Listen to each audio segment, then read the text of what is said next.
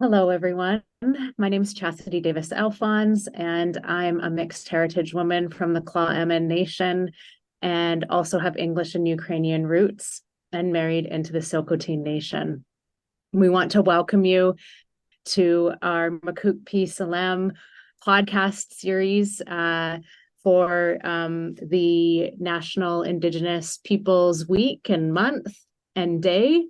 We're calling in today from the beautiful traditional territories of the Musqueam, Squamish, and Tsleil-Waututh peoples, as well as the Williams Lake First Nation. Our two guests are calling in from, so just want to give our gratitude and our acknowledgement to the First Peoples of these lands, as well as welcome my two guests, Simon Baker from the Squamish First Nation, and Tanya Langar from FortisBC. Welcome, Simon. Welcome, Tanya.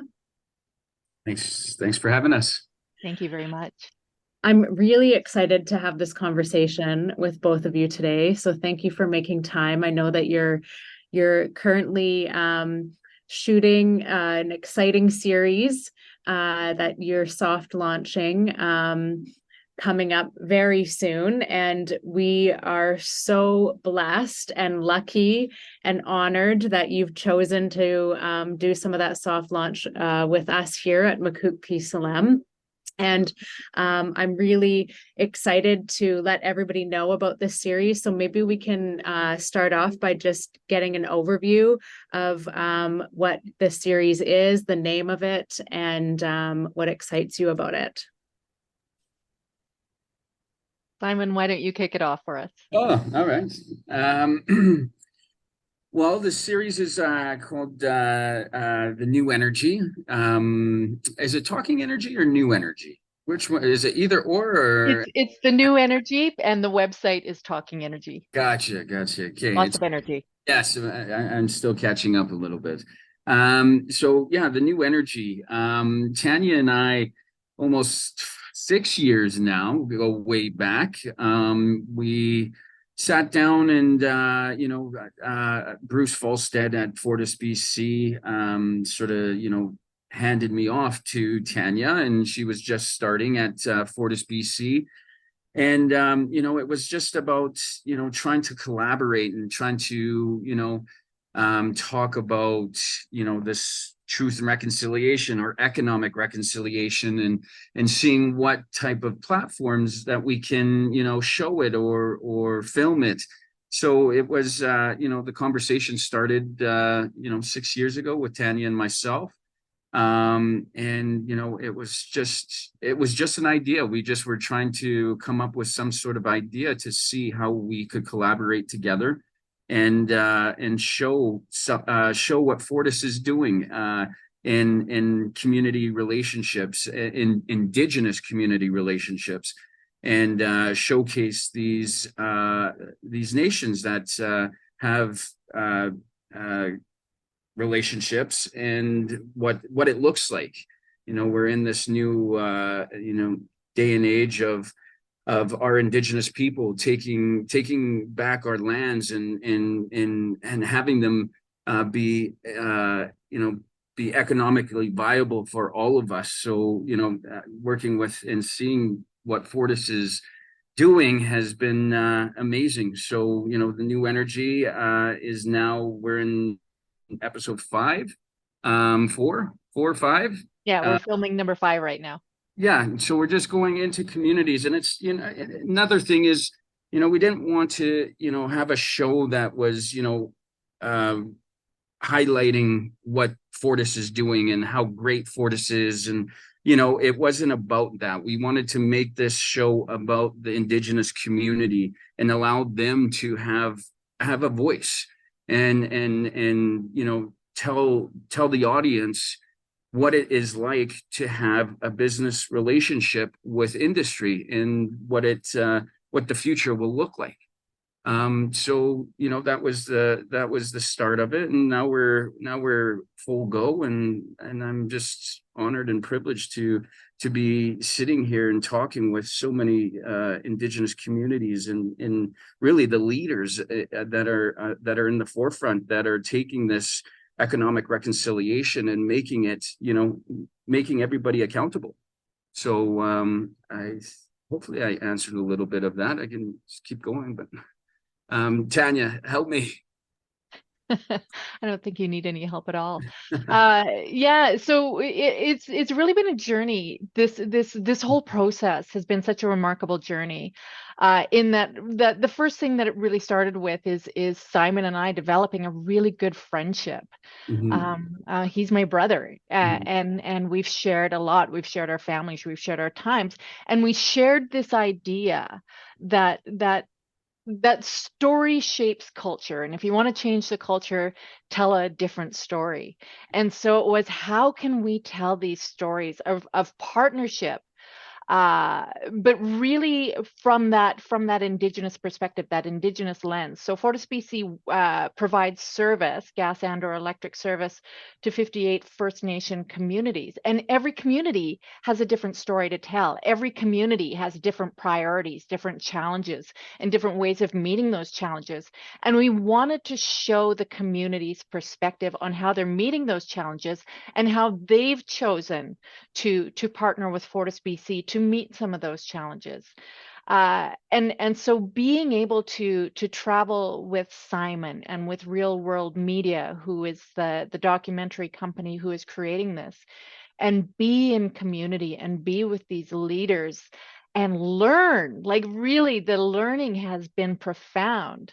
And see all the good spirits, the good ways, the good direction, and the good hope for the future that all of these communities have with real partnership. It's been a profound honor. It's been a profound honor. Beautiful. Well, I'm excited to watch the series. And I'm interested in hearing about, like Simon had touched on it a little bit, saying, it isn't about just sharing what Fortis is doing and how great Fortis is. And you also mentioned, Tanya, that, you're really wanting to tell the story from an Indigenous lens. So why is it important for Fortis to tell these stories from an Indigenous lens? I think, first of all, it hasn't been done before. I think typically when an organization or an industry wants to tell these stories, it does tend to be from that sort of corporate lens, the corporation as hero, perhaps, and we do see a lot of that, and that's part of traditional marketing communications. It's a way that it has always been done. So we really wanted to flip that script, because I think we know that story, and I think it's an important story for sure. But we don't often, in our culture, in our society, get that opportunity to hear the other side and to hear it unvarnished, not scripted, not predicated on, here are the deliverables, here are the outcomes, but really truthful storytelling, really authentic storytelling. So I think that was important.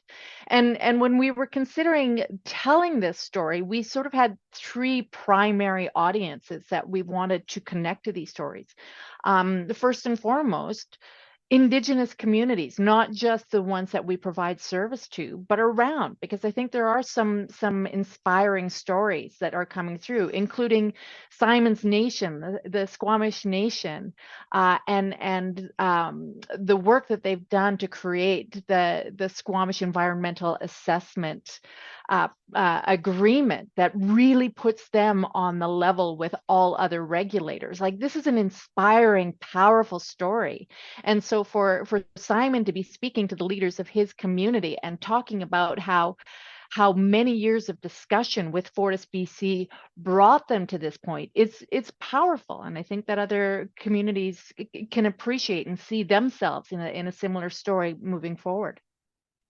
But we also wanted to talk to FortisBC employees. We have 2,700 people who work at FortisBC, and they're hungry for this kind of storytelling as well. They want to know that they work for an organization that is really truly wanting to walk down this road, this journey toward reconciliation. And so this is an opportunity for them to see, like, oh, the work that I do has these touch points, these numerous touch points with Indigenous peoples, Indigenous communities, and I can be a part of positive change. And then the third one was we really wanted other industries to look at this and say, oh, we can actually flip the script a little bit as well too. We don't have to be looking strictly through our lens or through this traditional non-Indigenous worldview. We have a lot to learn, and we have other stories to tell and to listen to. And I think that's what we're so excited about, that this is kind of innovative what we're doing, and it's really fun to be on that forward edge. Yeah, it sounds really great. And I do agree. I think that it's really important that, on this collective truth and reconciliation journey that we're all on here in British Columbia and Canada, that we are starting to share the Indigenous stories. And you are right that people are hungry for them. They want to know what is our journey, what is, our values, our thoughts, our beliefs, our worldviews, and our principles. So super exciting that Fortis has caught on to that and is sharing. The next question that I have is, what was the journey for Fortis to get here? So you mentioned, Simon and Tanya, that you've been friends, that you had that you met through Bruce Falstad, all of those things. But I'm interested in sort of going a little bit deeper than that. In, how did you know, what got you to moving away from sharing the traditional, Fortis is so great, we're doing all this awesome stuff, which it sounds like you are, and also wanting to share the Indigenous lens and the Indigenous stories, because I think that's really important for our listeners to know, from the business community, what that journey was. What steps did you have to take in regards to learning or unlearning, or anything like that would be valuable to our listeners in the business community about the journey to get here? I think the fact that, Simon and I met and first proposed this idea 6 years ago, that tells you a little bit about how the journey has been. It's to have gotten to this point really has involved bringing a lot of the people inside the organization along. And even positive change is hard, right? And there are certain entrenched processes within any large, complex organization like FortisBC. And so having to navigate those processes, that's taken some time to bring people along, to help people understand that, yes, we're doing something brand new, and anything that you do that is brand new, it's going to be untested, it's going to be untried, and there's going to be some bumps on the road, and there's going to be some whoops, didn't mean to step on your toes, sorry. So when we first brought this idea forward, it was with a certain amount of I don't know if this is going to fly. And Simon and I sat down and we worked on this idea, and we worked with real world media to really massage what this could look like. And I brought it to my then vice president, Doug Stout, and I said, here's this idea, and with holding my breath. And he said, so you want to do a video series, do you? And it's going to cost X amount of dollars. And I was ready to just lean in to defend it, and he just waved it away. He said, what I want to know is, what are you going to do next? And so he opened the door. He definitely said, you need to do the work. You need to be the champion for this from beginning to end, and it cannot be one and done. You got to think about all 58 communities and how we tell those stories, but you are the champion. You go forward. And so having that faith in Simon, in me, and in this idea has carried us along. And there's more and more people who are joining this journey too, who get so excited to be a part of the storytelling, to be a part of the process, to be a part of this almost decolonizing some of our processes internally in order to create space for Indigenous worldviews, Indigenous storytelling. Yeah, it's been amazing. I think, yeah, with a little more input on my side, coming to do something like, like this, it is a first of its kind. We can't go and pull out another video and look at it and see how we can, match up.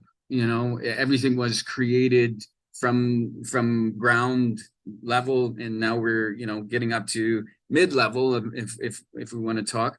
But it's always coming to thinking of doing a show and about Indigenous communities and the relationship that we have now with industry. We always have to tread lightly, because there has been damage done to our lands and to our people in the past that have complicated things and have scared some of the community members away from ever wanting to think of working together. But that was sort of my challenge. That has become my challenge, is to make awareness, to let industry in our communities, really have business negotiations, because, the past is the past. We can only learn from it. How do we go forward, and how do we see the future? And, in my mind, it's always together. It's moving forward together and seeing how we can all be successful. So opening that door, never closing the door, and I'd rather have my community, our people, at the table, and making these decisions, with, especially firsthand, seeing it firsthand with my nation, becoming the first of its kind, being in charge of the environmental assessment, because we are the stewards of the land. We need to take that opportunity to keep it safe, because we only have a certain amount of territory left, and that's part of our job, is to look after our lands. And so, working with industry and seeing that, making them accountable on figuring out what renewables look like, or putting money into our community, and seeing that, and understanding that with all the chiefs. That's sort of what they've been saying also, is yeah, we want these things, we want these big things in the community, but it costs money. So how do we build a relationship so that we're still in control, but we want to have other relationships to bring in this economic development? So this is all of working with Fortis and doing this. It's all first of its kind. So we're always thinking first and foremost of our communities, in seeing the strength. For sure. So powerful. What the series is inspiring in the communities and in our people, and and in the business community as well. I think that it has lots of potential to be an inspiration. I feel inspired just talking with you here today. And so my next question is what is your hopes and dreams for the series? Yeah, it's always first and foremost is thinking about our next generation, and inspiring them. And I've come this far in my career at 37 years old, and seeing my career, how it laid out, and what happened, and what my industry, it has slowly taken some aspects from allowing us, who we are as Indigenous people, to storytell and allow them to tell it in the right ways. So seeing how far I've gotten here, what can our next generation do? What can if I've gotten this far in my career, what can that next, the next person behind me that is looking up and seeing what our storytellers, what our actors, directors, producers, everybody in the movie industry, what we've accomplished, what can they come up with? That's a dream of mine, is to see our people at the Oscars every single year, being accomplished actors and producers, just being accomplished in the movie and television industry. And my hope and dreams for this series is to show our generations, our next generations, our munmun, our children, that we're here, we're strong, we're Indigenous people, we're being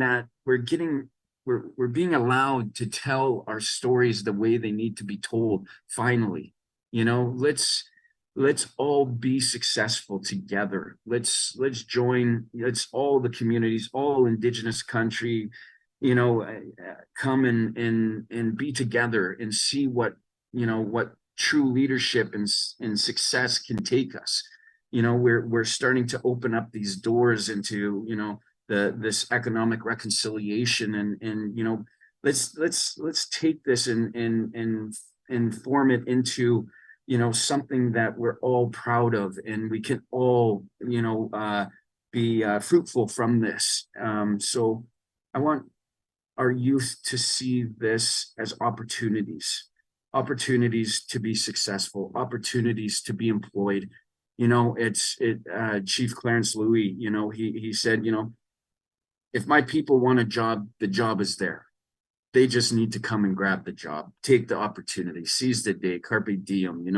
This is what we need to teach our youth, and it's out there. Just grasp it, and the future is yours, and success can be obtainable.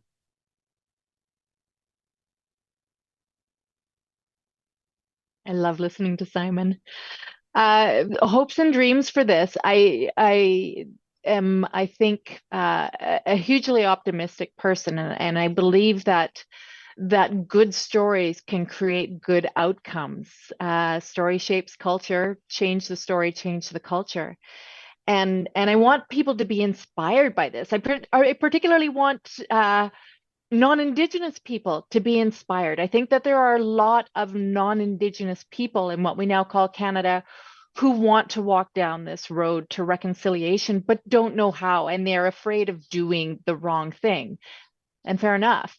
But I think that, seeing these kind of partnerships and seeing the friendships, seeing the connections can be inspiring. I think other people want to be on this journey with us, not just in the series that we are sharing, but on this path that Simon and I are on as friends together. It's powerful, and I want everybody to be a part of that.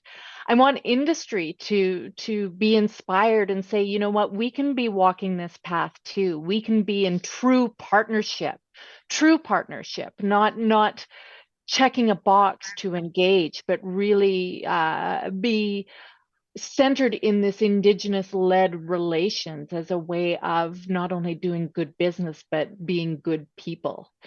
I think there's so much for us to learn, and I think that the key to this climate crisis and resolving it is going to start with reconciliation. I really do. I really believe that Indigenous peoples, as the guardians of this land since time immemorial, understand this land better than anyone else ever could, and know what we need to do to heal it and to move forward and be connected again. I love learning on this journey, and I want everybody to learn the power of the land guardians. That's what I'm really inspired by, and that's what I want other people to be inspired by. That's my big shiny hope. Well, I am definitely inspired by listening to both of you and your hopes and dreams for this series. And I'm excited to be a follower to start watching the series. But I have a question for you. As you said that there's 58 communities that Fortis is servicing. And that's one of your hopes, is to travel to all 58, and you're at number 5 today. So kind of at the beginning of the journey. And you both talked about a lot, that you're learning a lot from the communities that you're traveling to. So if you had to pick the most impactful message or lesson or story that you've learned from the 5 communities that you've traveled to so far, what would that be? And we'll start with Tanya. Yes, it's so hard to narrow down, right? Because we've had so many incredible moments, and seeing that demonstration of leadership, thought leadership from the different leaders, the different chiefs of the communities, has been like, I am so honored, so honored. But there was one moment that still resonates, that lives in my heart, and directs some of the work that I do professionally and internally. And it was when we were visiting the community of Yakanuki, the Lower Kootenai Band, with Nasukan, Jason, Louis, and he was speaking about the issue of housing, and he put it in the context, first of all, of saying that reserves were supposed to be a temporary solution, that they, meaning the colonial government, didn't think that Indigenous peoples would still be here in 2023. They thought that they would be rid of that problem. And so, the resiliency of Indigenous people who weren't supposed to still be here, but living in substandard housing, like the substandard housing is definitely reflective of that idea that Indigenous people wouldn't still be here in 2023. So for Nasukan Jason Louis, he takes this very personally. It's a very important topic to him, this idea of housing security, of affordable housing, of safe housing, of affordable utilities. From providers like FortisBC, and making sure that his people have somewhere to live that they are proud of, and that they are safe in, and that they can grow within. The way that he spoke about it, he is a very strong, quiet, powerful man. And listening to him share his own stories about housing insecurity, you think you know something intellectually, and then you hear someone share their story, and you realize that your learning journey is still so early on, and it was such a powerful conversation for me. I think, I'm in agreement with Tanya on this one. It's, I've traveled the world. I've had a travel show called Native Planet, and spent about 8 years traveling the world, seeing the environmental and cultural issues. To just say one community or one thing inspired me. Like, I can't say that. Whenever I come to a new territory and meet a new leader and talk with the chiefs, they inspire me to want to be better, and hearing them speak and understanding why they're real true leaders. I sit there and listen. This is my job of being a young Indigenous man. Well, not so young anymore, but coming and listening to them, because these are our true leaders that are going to take us to the next forefront and open these doors for the next opportunities.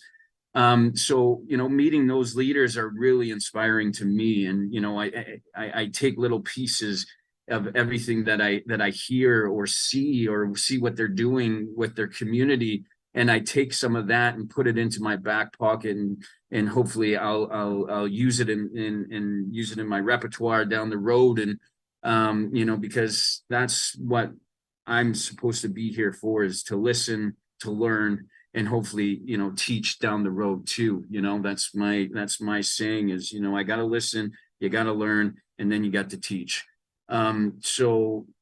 But coming from the other side, like the leaders in our Indigenous community are powerful and very successful, and they see the picture. But just to come on to the other spectrum of the leadership from FortisBC, I got to sit down with the CEO of FortisBC, Roger Del Antonio, and you always have this thought of the big CEOs, the big cheeses of they have this aura or whatever about them, and they're just strictly business and they're on point and da da da da da da. But when I sat down with Roger, it was different. Right off the get-go was a different interview, because he first off gave me the time. It wasn't rushed. It wasn't, he had other engagements, which he probably did, but he gave us that time. He opened up the office, he sat down with us, and he wanted to learn more about me and more about my community and what's happening with my community. So when you see that type of thing from industry that's interested into you, into who you are, it really opened my eyes. He came to my territory, the Squamish Nation, and we brought him up into the territories, and we shared songs. We went out and onto the boats, and at the end of the day, he came and said, this was probably one of the best work days I've ever had. This is sharing and seeing what what your people are doing really inspires me, and him saying that is wow, that's it, it's awesome to finally see the change, see the change that's happening, having the other people listen to us and want to be be friends, and have that respect. The camaraderie that we can establish is wonderful. So Tanya, she's already my sister. We've already adopted her, and but that's the next thing, is all of us, what we can do together. And I really see that Fortis is really stepping up to the plate to do this. Wonderful. Yes, it's very hard to pick one thing or one story. It is when we're traveling to communities and working with such wise and sacred people and stories and knowledge. So appreciate both of your responses.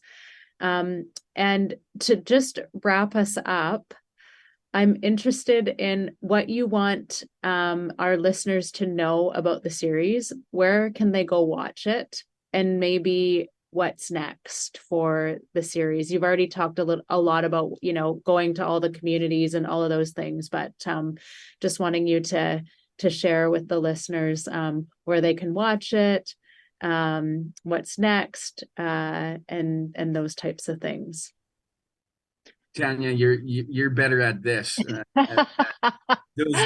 Those small little things I can't remember. Of course. So you can watch the series by visiting talkingenergy.ca/the-new-energy, all one word. And you'll see 3 of the videos there from Squamish Nation, Yakanuki, and Osoyoos Indian Band. What's next? Well, we're so early in on this journey. What's next tomorrow? I think I want Simon to talk about what's immediately next. But in the next little while, we will be traveling to some more of the nations here in the beautiful Secwepemc territory. We'll be going back to my heartland in Tanaka territory later on this year, and I'm excited about that. We're talking to a number of different communities who now are excited about telling their story. So what's next is just more learning, more traveling, more meeting powerful, inspiring leaders. But Simon, what's immediately next for you? Immediately next, well, we had a beautiful sweat this morning with Chief Willie and his family. My daughter got to do her first sweat this morning, which was an honor, just to see her taking on these roles and being a part of our culture and our ways. But it's big powwow time. It's the 33rd, I think. Traditional powwow here in Williams Lake. I get it's been almost 4 years for me for throwing this on. You know, I'm going to be throwing my regalia on and dancing with my daughter and Chief Willie at the traditional powwow, and we'll be filming a little bit of that, and that's what's next tomorrow. You know, when we talk about 58 communities, it's so hard to, you know, think that far down the road because we're only in episode 4. You know, Tanya will be pushing me in a wheelchair at the end of 58, and I'll be a real elder by then. No, it's the opportunity, you know, being very, you know, very gracious of, you know, hopefully all the communities are accepting and wanting to share their stories. You know, it's that's my hope is, you know, to go to these communities and let them share and tell their stories. That's what my hope for is down the road, is to get to all these 58 communities, even if it's not myself, allow them to come and tell their stories. You know, it's very important to see to showcase our Indigenous communities being successful. I agree. I agree. Thank you so much, Tanya and Simon and FortisBC, for the amazing work that you're doing to stand with Indigenous people as an ally, as an accomplice on this journey of truth and reconciliation, to create spaces for Indigenous stories and knowledge and wisdom and worldviews to be shared with the world. That is truly truth and reconciliation in action, is the work that you're doing here. And it's very inspiring to see this series come to fruition, to see the friendship between you, Tanya, and Simon, to see your leadership and leading not only in the movie and television industry, but now in the corporate sector as a leader. It's inspiring to see you do that, and to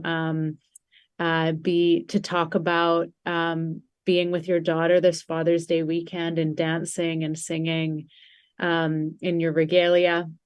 And so I hope that everybody here, our listeners, are inspired by our podcast, and also want to just raise my hands again to Fortis for your continued support and sponsorship of Business in Vancouver's Indigenous business magazine known as Makuk PSLM, which is creating spaces for the voices and stories of Indigenous peoples as well, in print and digital journalism. So thank you so much for your support. Thanks to all our listeners. Happy National Indigenous Peoples Day, week, and month. And I wish everybody well on your journeys, and safe travels in all my relations.